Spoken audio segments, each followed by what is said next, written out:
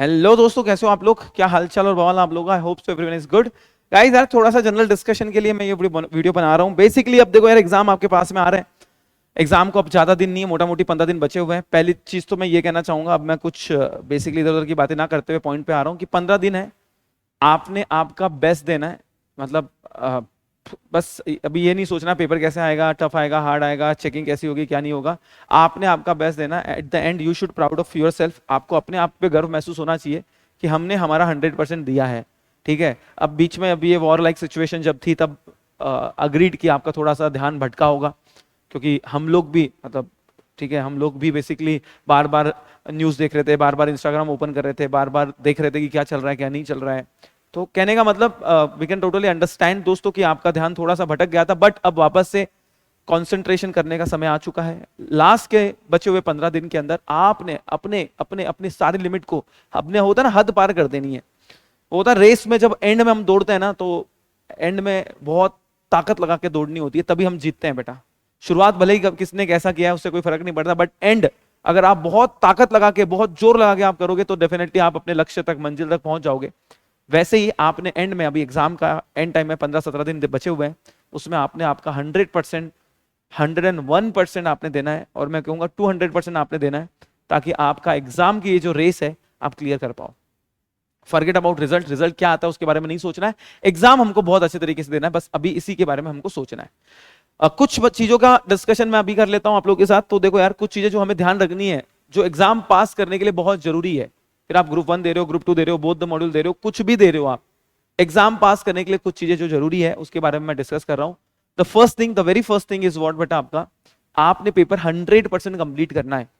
आपने पेपर कितना कंप्लीट करना है? 100% कंप्लीट करना है दोस्तों। पेपर नहीं छोड़ना है आपने। अगर आप पेपर छोड़ोगे तो फिर क्वेश्चन मार्क लग जाएगा। बहुत बच्चे ऐसे होते हैं, 70 मार्क का पेपर लिख के आते हैं, बहुत खुश होकर आते हैं, सर पेपर बहुत आसान था, पूरे 70 मार्क का अटेम्प्ट किया। अरे मूर्ख आदमी, पेपर एटलीस्ट मैं बोलूं, एटलीस्ट मिनिमम 90%, मिनिमम 90% सॉल्व होना चाहिए। हालांकि वो 90% नहीं, 100% में ही जाना है हमको, पूरा पेपर सॉल्व करना है। कुछ चीजें हो सकती है आपको पेपर में कुछ क्वेश्चन ऐसा लगे जो बहुत टफ लग रहे होंगे, खासकर be prepared for question number 1। जैसे आपने कंपनी लॉ का पेपर भी अगर देखा होगा, तो क्वेश्चन नंबर 1 बहुत बड़ा क्वेश्चन दिया जाता है, उसमें सब क्वेश्चंस देते हैं, अलग अलग चैप्टर्स का मिला के एक ही जगह डाल देते हैं दोस्तों। वो क्वेश्चन बिलीव मी आसान होता है, बस वो दिखने के लिए टफ होता है, लेकिन होता बहुत आसान है। मतलब उसमें कोई ऐसा नहीं कि एक सेक्शन को दूसरे सेक्शन को मर्ज कर दिया, अलग अलग सेक्शन के क्वेश्चंस आपको पूछे जा रहे हैं, मल्टीपल चैप्टर से क्वेश्चन आपको पूछे जा रहे हैं। तो be prepared for that question. आपको पता होना चाहिए, आपने पेपर देखना चाहिए कि हाँ, हमें पता है कि पहला क्वेश्चन बड़ा ही आने वाला है, बट उसके जो सब क्वेश्चन होंगे वो बहुत मतलब मैनेजेबल होते हैं, आप सॉल्व कर सकते हो। तो be ready, be prepared. Be prepared for 5-10 marks के क्वेश्चन जो हर पेपर में गूगली आते हैं, हर पेपर में गूगली आएंगे। किसी को लगेगा, किसी को नहीं लगेगा, किसी को सीएफएम में लगेगा, किसी को अकाउंट में लगेगा, किसी को कंपनी लॉ में लगेगा, किसी को सीएमएसएल में लगेगा, किसी को जेएचएल में लगेगा। हर पेपर में 5-7 मार्क के, 10 मार्क के क्वेश्चन ऊपर नीचे आते ही आते हैं। तो एटलीस्ट आप उसके रिलेवेंट प्रोविजन लिख के आओ। अगर आपको कुछ नहीं भी आ रहा है तो एटलीस्ट रिलेवेंट प्रोविजन लिख के आओ। तो फर्स्ट चीज जो आपको ध्यान रखनी है, ये आपके माइंड सेट में होना चाहिए, रोज होना चाहिए कि we will complete 100% of our paper. 100% मैं पेपर कंप्लीट करके आऊंगा। हाँ, पहली चीज। दूसरी चीज, सेल्फ सेल्फ कॉन्फिडेंट रहना है आपको, अपने आप पे भरोसा रखना है। ठीक है, कि आपने जो पढ़ाई करी है पेपर उसी से आने वाला है। मैनिफेस्ट करना है, जो पढ़ा है वही आने वाला है। ठीक है, और पूरा ही पढ़ा है हम लोगों ने तो डेफिनेटली आपको क्वेश्चन पेपर बनेगा, मतलब बनेगा, मतलब बनेगा। तीसरी चीज मैं बताना चाहूंगा दोस्तों, ये 15 दिन में आपने आपका हेल्थ का, 15 नहीं 25 दिन बोलूंगा, क्योंकि एग्जाम के टाइम पे भी हेल्थ खराब होने के चांसेस होते हैं। ये एक तो क्या होता है, हम ओवर स्ट्रेस ले लेते हैं, एंजाइटी हो जाती है, डर लगता है, घबरा जाते हैं हम लोग। तो ये 15 दिन में आपने ध्यान रखना है कि भाई वो स्ट्रेस ऑलरेडी है एग्जाम का, उसको तो आप कम नहीं कर सकते, लेकिन जो अदर स्ट्रेस है या फिर अदर बीमारी, अभी देखो यार, जैसे महाराष्ट्र में मैं बात करूं, बारिश आ रही है, बेमौसम बरसात चल रही है, क्लाइमेट थोड़ा ऊपर नीचे हो रखा है, तो कुछ बाहर का वगैरह ऐसा कुछ खाओ मत, जंक फूड, ऑयली फूड ऐसा कुछ मत खाओ जिससे आपकी तबीयत बिगड़ जाए। घर का सात्विक खाना खाओ। खाना, बिलीव मी और नॉट, आपके स्केड्यूल का खाना जो है, मतलब आपने क्या खाना खाया है उसके ऊपर डिपेंड करता है। बहुत हैवी खाओगे तो नींद आएगी, लाइट खाओगे तो थोड़ा एक्टिव रहोगे। तो थोड़ा फूड पे ध्यान रखना, बीमार नहीं होना, कुल मिला के कहने का मतलब ये है। ठीक है ना, बीमार नहीं होना है आपको। तीसरी चीज मैं कहना चाहूंगा दोस्तों, पहला पेपर इतने साल का, 10 साल से मैं पढ़ा रहा हूँ यार, ठीक है, 10 साल से पढ़ा रहा हूँ, तो हर साल 2 बार एग्जाम होती है एग्जीक्यूटिव के, तो 20 पेपर हमने देखे हुए हैं, 20 बैचेस के बच्चों को हम लोगों ने देखा हुआ है एटलीस्ट। तो इतना हमें समझ में आ रहा है कि भाई पहले पेपर में ना बच्चे, मेजॉरिटी ऑफ स्टूडेंट्स, पहला पेपर टफ गया, मोटिवेशन डाउन, खत्म, अगला पेपर देने ही नहीं जाते हैं। डोंट डू इट यार, डोंट डू इट। मैं आपको एक छोटा सा इंसिडेंस, मेरा खुद का पर्सनल इंसिडेंस में शेयर करता हूँ। सीएस प्रोफेशनल का पेपर था मेरा, कंपनी लॉ का फर्स्ट पेपर था प्रोफेशनल में, तब कंपनी लॉ हुआ करता था, अब नहीं है, बट तब कंपनी लॉ हुआ करता था प्रोफेशनल में। तो मेरा पहला पेपर था प्रोफेशनल का कंपनी लॉ का, ठीक है। एंड मैं बहुत कॉन्फिडेंट था कि यार अच्छा से इसमें एटलीस्ट 60 प्लस लेके आएंगे। हाँ, 80 प्लस का नहीं सोचा था क्योंकि इतना स्कॉलर नहीं था मैं, बट एटलीस्ट 60 प्लस का सोचा था मैंने कि अच्छा है, 60 प्लस हम लेके आएंगे, ठीक है, ऐसा मैंने सोचा था। तो उस केस में मेरे को लगा कि पेपर अच्छा देंगे, और पेपर वाकायदा जेन्युइनली आया भी अच्छा था, लेकिन पहला पेपर था, टाइम मैनेजमेंट नहीं कर पाया, वॉच नहीं लेके गया था, और लास्ट के जो 15 मिनट की बेल बजती है ना, लास्ट की 15 मिनट्स की, तब मेरे को लगा कि सिर्फ 2 घंटे हुए हैं। तो मेरे दिमाग में चल रहा था कि अभी 1 घंटा पूरा बाकी है, और मेरा कुछ मोटा मोटी 60 मार्क का पेपर हुआ था, मोटा मोटी, जबकि सिर्फ 15 मिनट बचे हुए थे। तो वो जब बेल बजी तो मैंने प्रिकॉशनरी पूछ लिया जो सुपरवाइजर था कि टाइम कितना हुआ है, तो उन्होंने बोला बस 15 मिनट बचे हुए हैं। बिलीव मी, मैं इतना इतना मेरे को एंजाइटी या इतना मैं डर गया था कि मैं पेन नहीं पकड़ पा रहा था, मैं पेन पकड़ रहा हूँ, पेन नीचे गिर रहा है, इतना मैं सहम गया था। क्यों? पहला पेपर एक, तो दूसरा ऐसा था कि यार अटेम्प्ट नहीं लगना चाहिए अभी। हाँ, एग्जीक्यूटिव फर्स्ट इसमें निकला है, फाउंडेशन निकला है, प्रोफेशनल भी पहले इसमें निकालना है, अटेम्प्ट नहीं लगना चाहिए। तो मैं इतना डर गया, बिलीव मी, मेरे से 2 मिनट तक तो मुझे समझ ही नहीं आ रहा मैं क्या कर रहा हूँ, इतना मेरे को एंजाइटी होगी। तो फिर मैंने 2 मिनट सोचा, शांति से हेड डाउन किया, फिर बचे हुए 10-12 मिनट जो थे उसमें मैंने मोटा मोटी फास्ट लिख के 15 से 16 मार्क का या 18 मार्क का पेपर कंप्लीट किया होगा। तो मैं हमेशा एग्जीक्यूटिव में भी मैंने पूरे पेपर 100 मार्क्स से अटेम्प्ट किए थे। This was the first time professional में जहां पे मेरा सिर्फ 68 मार्क्स का पेपर अटेम्प्ट हुआ, 68 बोलो, 78 मार्क्स का पेपर अटेम्प्ट हुआ, 22 मार्क्स का पेपर छूट गया समझो। और हॉल से बाहर आके, मुझे याद है 9 से 12 का पेपर था, 12 बजे बाहर आके मैं लिटरली आई वाज क्राइंग, मैं रोने लग गया बहुत, मतलब एकदम मेरे को लगा कि यार अटेम्प्ट निकल गया है। तो पहला पेपर बिगड़ गया तो अटेम्प्ट निकल गया।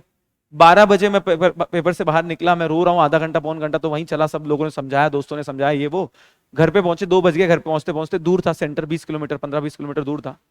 घर पे पहुंचे 2 बज गए, घर पे मतलब हॉस्टल पे। फिर खाना खाया, खाना खा के सो गया।